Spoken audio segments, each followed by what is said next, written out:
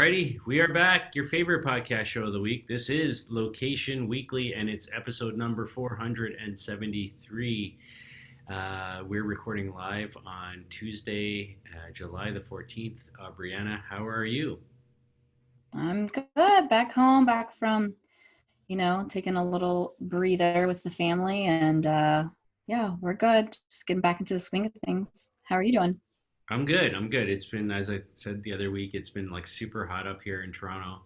We finally got a bit of rain on the weekend, so it's kind of taken some of the humidity out, but apparently it's going to build back up again by the end of the week. So for now, we'll enjoy it. It's just nice, warm, but not like ridiculously hot and sweaty. So I'll take that. And, sports is happening again. Toronto FC played yesterday, so that was like, at least there's highlights to watch, of a game, an actual match. Yeah. Baseball is gearing up. So yeah, I'm kind of looking forward to some of that.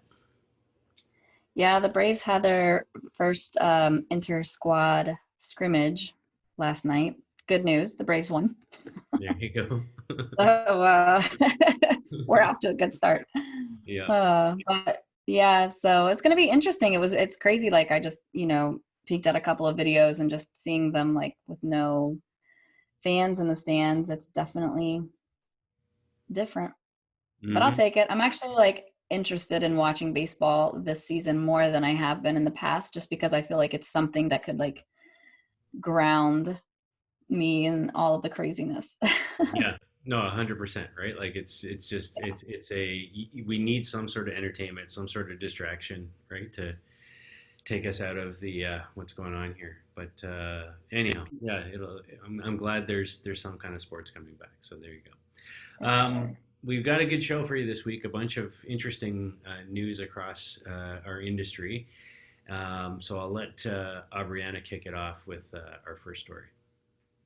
Yeah, so Brookfield Malls or Brookfield Properties is teaming up with a company called FitMatch. And this is actually, I think, a pretty cool solution that FitMatch has come up with and built. But basically, they have these spaces where you can go and get a 3D body scan. And it allows you to shop for different sizes and clothes. So it's like a contactless experience. You don't need, nobody's in there like measuring you. And they obviously, I think this is kind of the perfect storm for them right now that this happened. I'm sure they were working on this type of technology prior to COVID, but this is now, I think even better because obviously the challenge, especially for women shopping online, is like, how is this going to fit me? Every size runs very different. Every brand runs very different. And so they started out with Oak Brook Center in Chicago. That's going to open in mid-August. And then they are also going to have Glendale Galleria in LA and Stonebriar Center in Dallas in mid-September. So, I thought it was interesting because the CEO is like, I want to disrupt this archaic industry. And what I think is really great about this is, one, it helps consumers, right? This is definitely a benefit to consumers by understanding their size and every different line, every different store, and what you would fit in, because, you may be like a 2 in one store and a 6 in another. You just don't know. And so I think that's really, it's beneficial to the consumer. But what I also think is really beneficial is that by understanding the different fits or like the profiles of customers that are shopping, as a brand, you can maybe better tailor your offerings, right? So, if there's a certain brand out there that maybe needs to make like curvier or straighter, jean selections based upon who's shopping in their stores, they'll have the ability to do that. And they might even have the data to be able to do that as well. So they quoted also a survey that's pretty recent that said 49% of millennial consumers don't feel safe trying on things in a dressing room. Right now, even after the pandemic subsides, they won't. And that for baby boomers, that percentage was as high as 71%.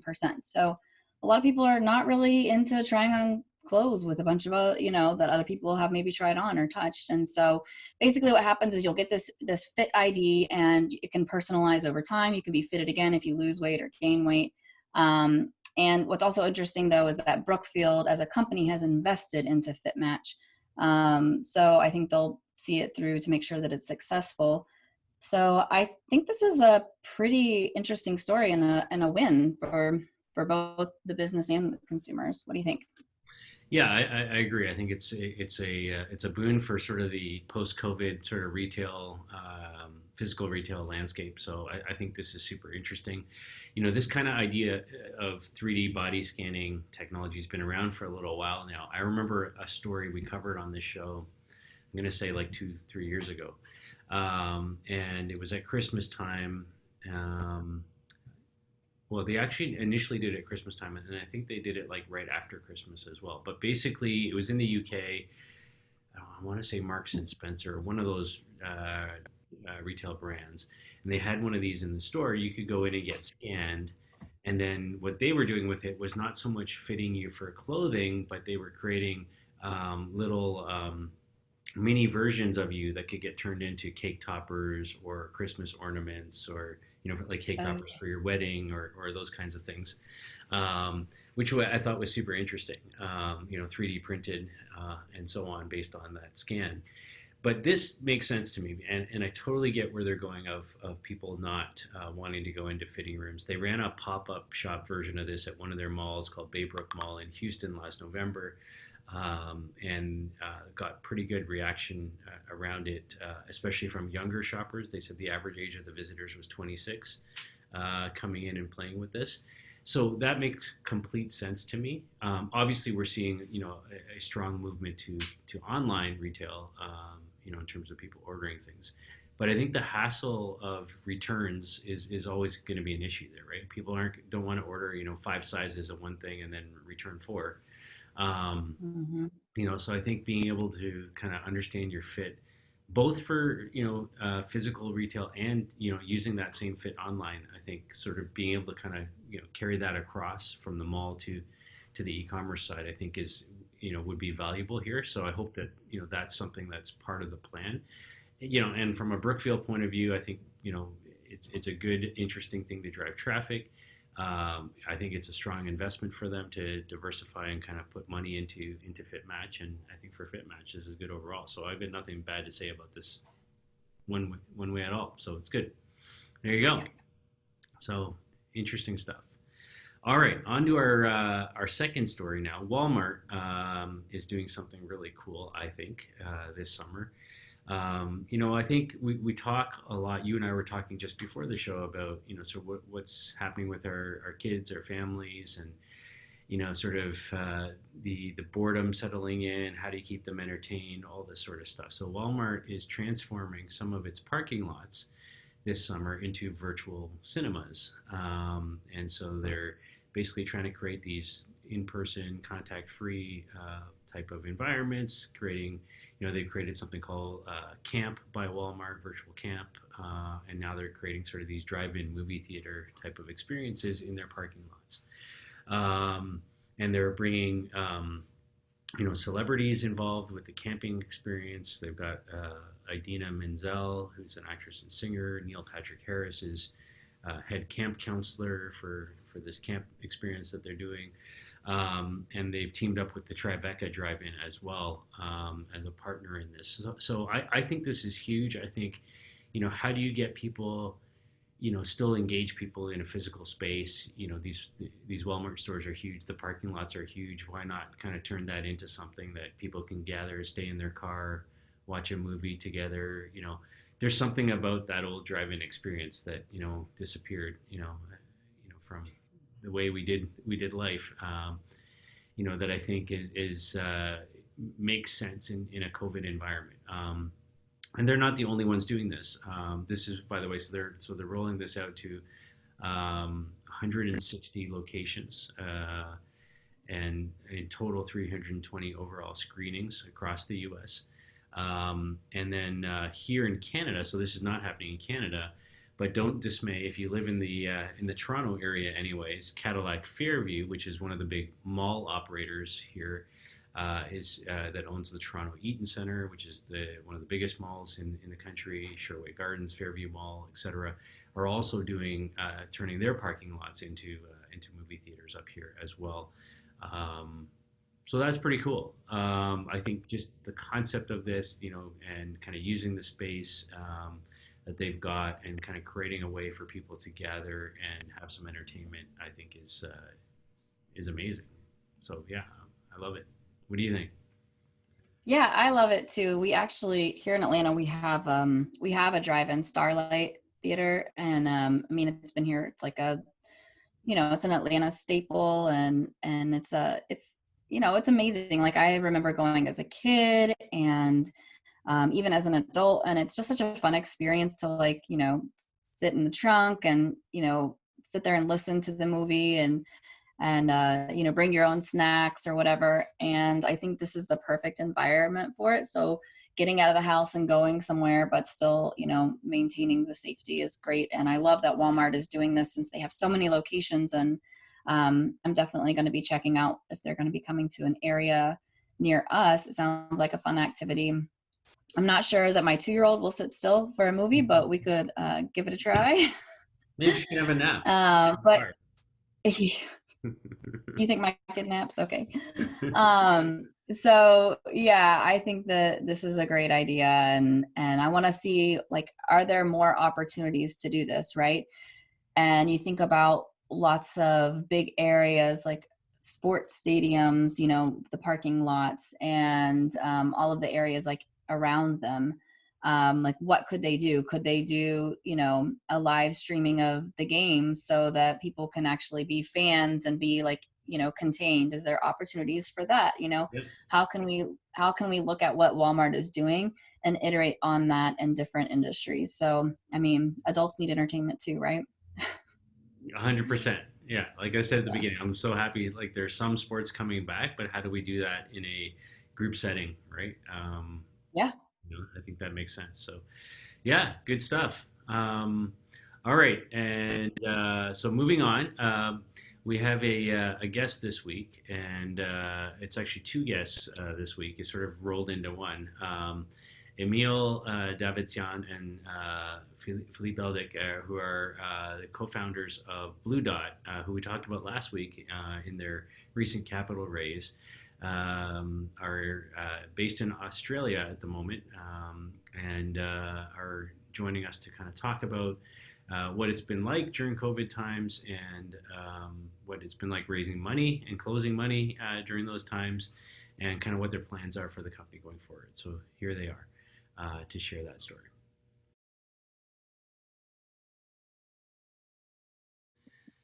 Alrighty, so I'm excited because I get to have two guests on the show. I get a 2-for-1 today. Emil Davidjan and Filip Eldick, who are the co-founders of Bluedot, a longtime member of the LBMA, big supporters of the work we do worldwide, and especially in Australia, where they're both located currently. So welcome to the show, guys. Thanks for having Hey, me. Asif. Yeah, Yeah, thanks for the invitation. Great to be here. yeah, good to see you guys. So let's just get to the obvious, because like what's the weather like in Australia right now? It's actually It's quite winter, cold, right? freezing. It's winter. It's winter. It's surprising. I'm nestled up next to a heater that I'm trying to figure out how to convert into an actual seat.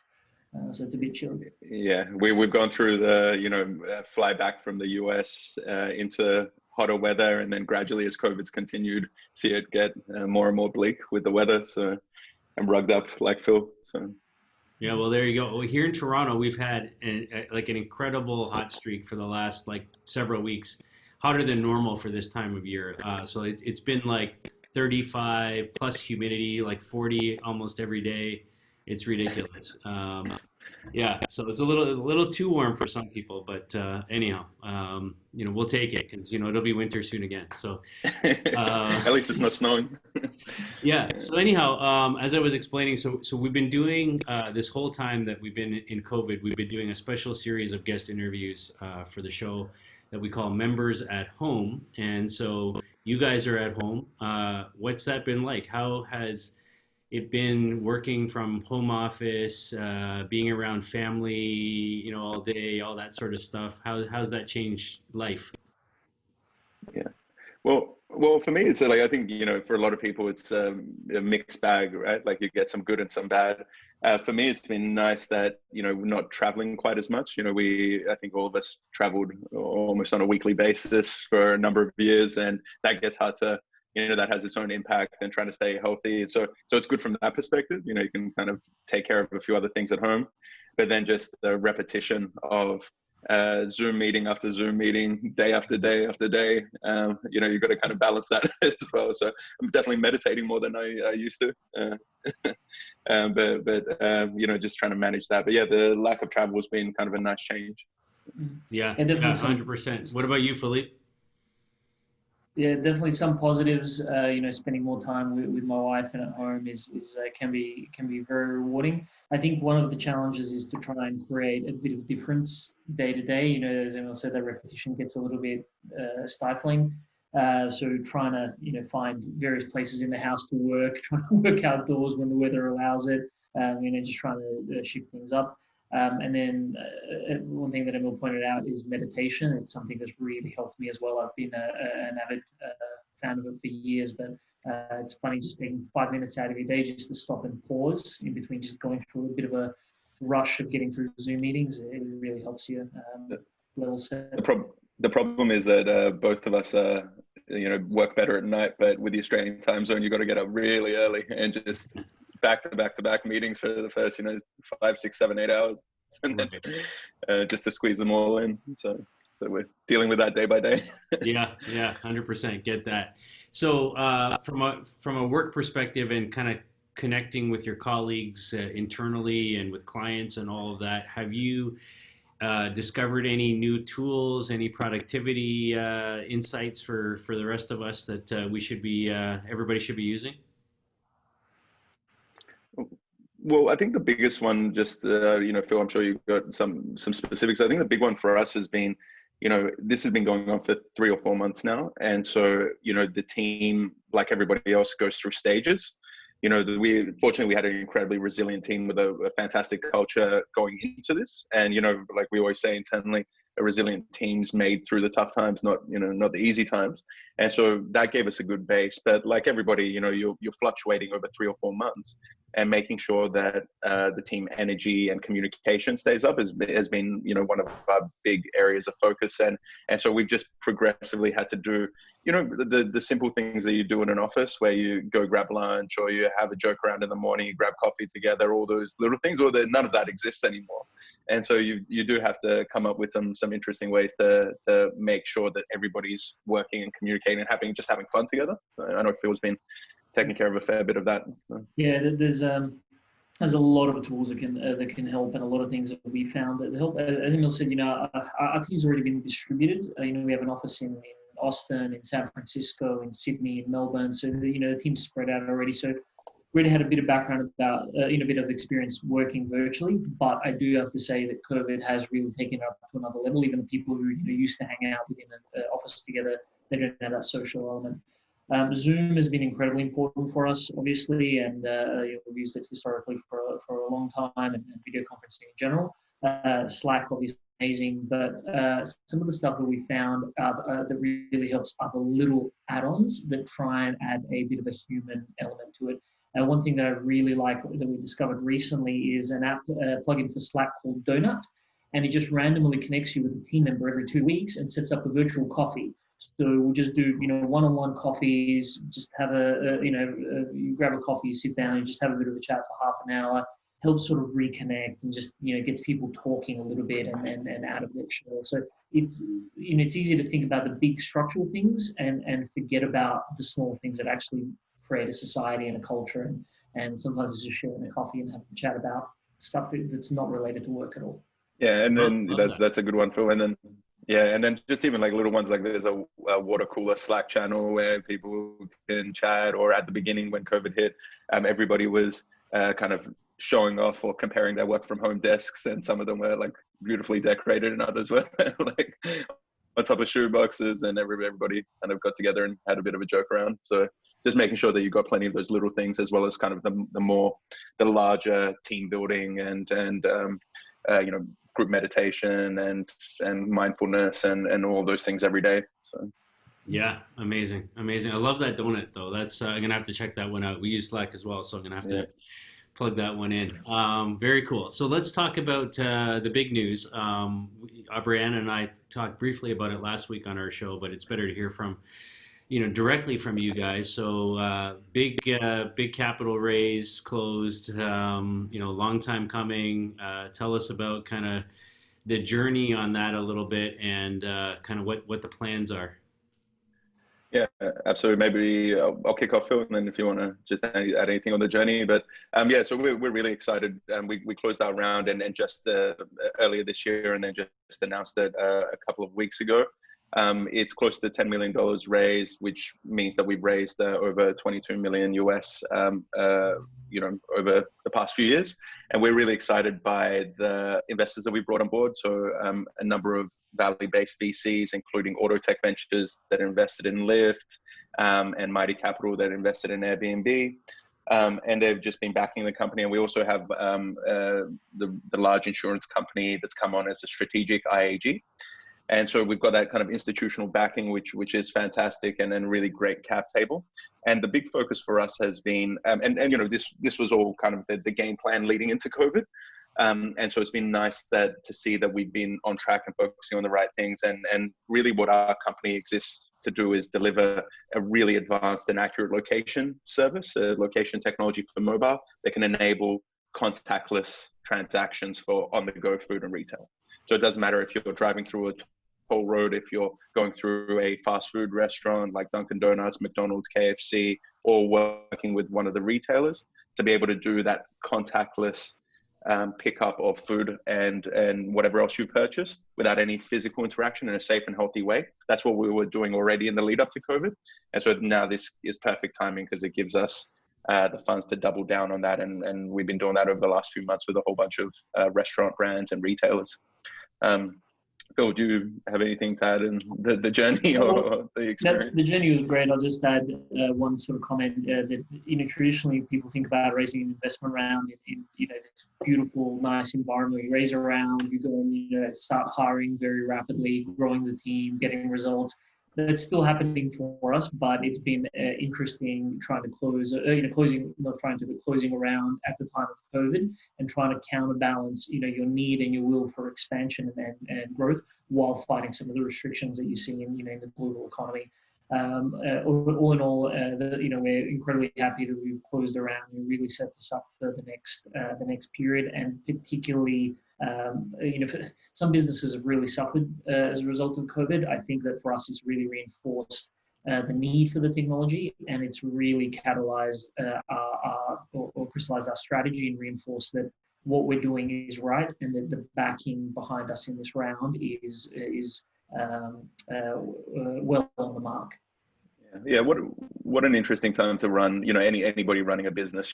This is interesting. Euphemism, really. Right now it's pretty intense, and there's a lot of risk and opportunity, all of that. And we often talk about pivots in the sense of, hey, what is the product that you're delivering to the market, and have you kind of changed course like that? But the agility that startups need to have in this environment, internally, operationally, we really felt that in that, you close around and all of the planning, the projections, the hiring plans, everything like that are always very aggressive, and, we're growing quickly.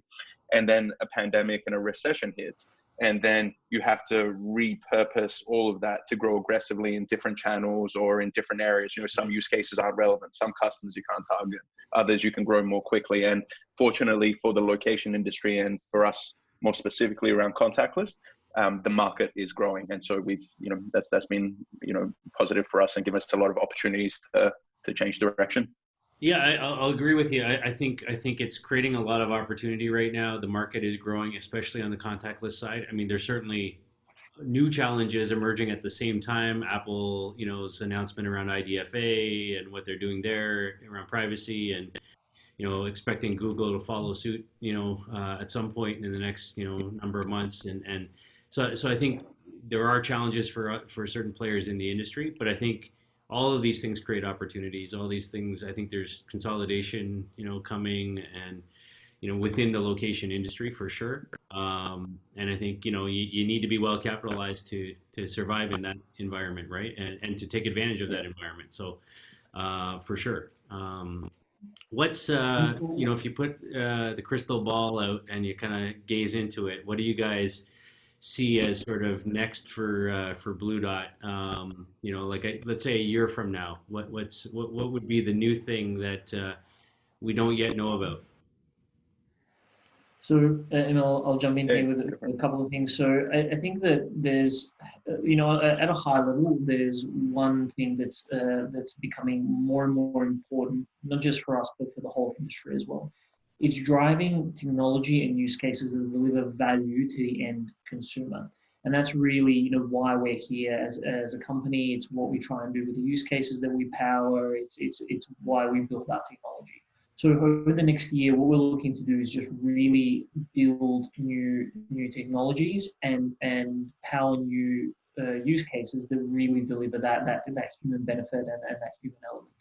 If you do that, one, you're going to build a resilient bit of technology and business that withstands, any disruptions to the economy or what have you, and also it's going to drive adoption, particularly in light of the restrictions that the operating systems are bringing in. One of the new features that we have that we've just launched is called Tempo. And what it lets us do is understand that if someone's placed an order, for instance, for a retailer or a quick service restaurant, it gives the restaurant an understanding of not just historically as it is when a user arrives to pick their good up, but also of the user's journey a step before that, from when they've placed the order as they come into the restaurant. So what we do is we take a location from the device and we run it through some algorithms, and we'll determine what is the estimated time of arrival for a customer coming to a store. And we take into account traffic conditions and then a whole range of other things. What this means is that restaurants and particularly if you think about it in COVID as a response to COVID, restaurants can understand when a user is coming, have the order prepared, sitting ready on the window. And the order is in the best possible condition, no warm ice cream, no cold burgers, just everything is right there at that exact perfect moment for the customer to come and pick up their order. What this means is that you're delivering a fantastic experience for a customer, and particularly a zero contact experience where a customer can just go throughout their day, grab what they need, and limit that interaction and that risk to their health.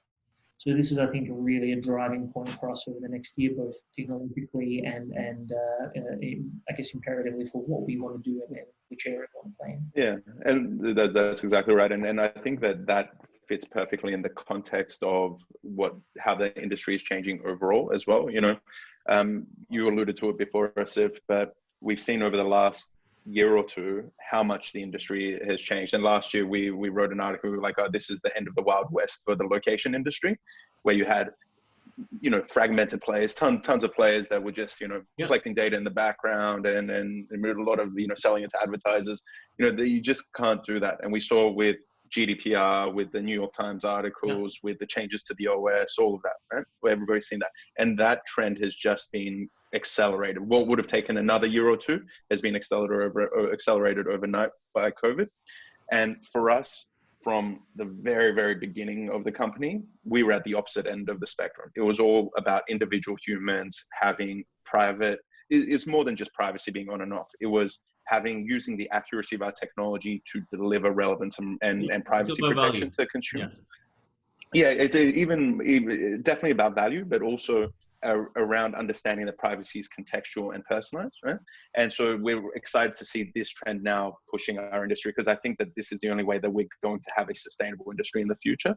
And so we're excited by this. Obviously, it's growing pains for an industry like anybody else, and some companies are going to suffer more than others. And we saw that recently with some issues with Tim Hortons in the press recently. But this is just part of the industry, and we need to understand that there is a minimum threshold that claims around privacy aren't good enough. There needs to be some proof, and so I think this is all positive. And so this contactless solution that Phil's talking about, I think Phil feeds nicely into this. Awesome. Well, thank you guys. I really appreciate you taking some time out of your schedule. I know it's busy, and I know it's we're in opposite ends of the world right now as far as time zones are concerned. So I appreciate making the time to work this out and coming on the show. As always, thank you for Bluedot's continued involvement and support in the LBMA. We love working with you guys and having you involved. So thanks, guys. Stay safe, healthy, well, COVID free, all those things over there. Yeah. Will do. Thanks. Thank you. Likewise, thanks, Asif. Great stuff. All right. All right, thanks, guys. We appreciate you coming on and joining the show in our Members at Home series. And we wish you well as you continue to grow and expand the product and the company with the new funding. So congrats on that again. All right, on to our final story. Yes. So final story is a big announcement we have. Uber has acquired Postmates. So this is a big deal, right? There's been constant battle on the food delivery and convenience apps that are available. And it was a $2.65 billion all-stock deal. So all on paper here, but this came just after Uber was not able to acquire Grubhub. Instead, Europe's Just Eat Takeaway acquired Grubhub for $7.3 billion. So this is like a big, a big deal here, I think, because you think about what's going on in COVID, and obviously Uber, in the midst of a pandemic, their ride sharing and ride hailing app is obviously drastically down. They lost $3 billion last quarter. So, they're trying to, I think, diversify and, divest where these investments are going. And obviously food delivery right now is a hot item. There's a lot of contactless delivery options. And so Uber Eats business grew 53% or 52%, which obviously is helping to offset these big declines on the ride side. So I think this acquisition obviously will be favorable for them. And they say that for now, they're just working on Postmates app is still going to be running as Postmates, and Uber Eats will still be separate. They're just working on some stuff on the back end and technology, kind of streamlining everything. So we'll see what the future of that holds. But pretty big announcement. A huge announcement for that industry, and yeah, I mean, especially right now during this COVID time, the demand for delivery services, the need for restaurants and businesses like that to be able to kind of stay open and still generate some revenue. Maybe they weren't even doing this before, and now they are because they can't have people physically in their restaurants and so on, is huge. So I think it's interesting that I get that they're keeping sort of the two companies separate for now. I like that they're sort of working on the back end to have kind of one pool of drivers potentially kind of servicing both businesses. In some ways, I like, at least up here, just seeing some drivers move around and stuff I've ordered, like a lot of the drivers here work for more than one service anyways. Mm-hmm. So, I think it'll be interesting to see how that plays out at the driver level. Like, does this mean they're going to ask drivers who are doing Uber Eats to only do Uber Eats or Postmates, and that's it? And, you're not going to be permitted to do other work. I don't know. Like, I think that'll be interesting to see, how it plays out at that level. But I think from streamlining the technology and the fee structure and kind of, coming up with ways to bring those things in alignment, I think that there's some good potential work to be done there. And who knows, they may not be done yet. Like, I get the feeling that there could be other acquisitions still to kind of further consolidate the market in the North American space as well. So we'll see. Yeah. Right. I mean, like, from a technology point of view, I think there's so much opportunity in this area right now because even here, like we saw just last it was a week ago here in Toronto. They announced that like the major grocery chains here are now working with Uber and Uber Eats for delivery, which is huge, mm-hmm. right? Because they either had their own thing going before, mm-hmm.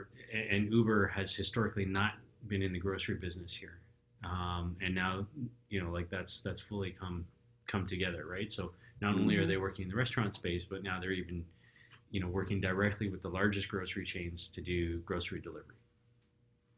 So Maybe they could deliver like home COVID tests. That would be amazing because it seems so complicated to get that done.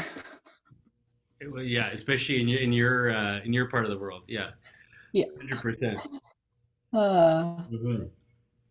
all Well, right. that's our show for this week.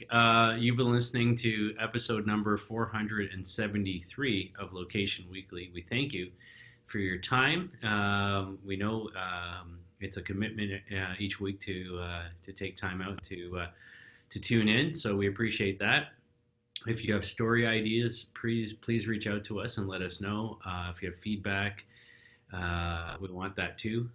So give us some likes, some comments, some whatever on whichever platform you're consuming this on. And we'll be back next week as per usual with yet another show for you. So thank you, everybody. Have a great week. Bye. Bye.